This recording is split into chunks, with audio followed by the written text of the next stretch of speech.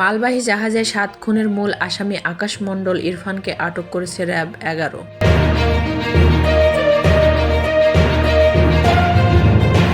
ধর্ম বর্ণ নির্বিশেষে সবাইকে দেশের কল্যাণে কাজ করার আহ্বান জানান মহামান্য রাষ্ট্রপতি।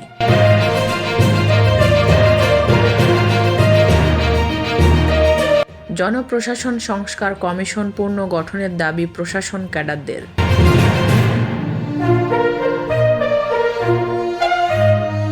শুধুমাত্র একটা নির্বাচন কিংবা ভোটের জন্য এত মানুষ জীবন দেয়নি বলে মন্তব্য করেছেন উপদেষ্টা আসিফ মাহমুদ।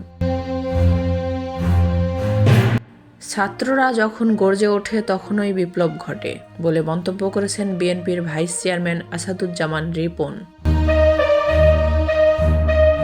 ১৫ জন সফর সঙ্গী নিয়ে ৭ই জানুয়ারি চিকিৎসার জন্য লন্ডন যাবেন বেগম খালেদা জিয়া।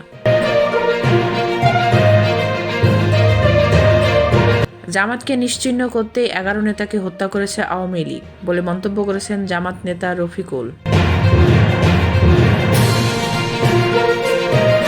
ধর্মের শান্তির বাণী নিজেদের মধ্যে স্থাপন করতে হবে বলে মন্তব্য করেছেন বড়দিনের মত বিনিময় অনুষ্ঠানে প্রধান উপদেষ্টা।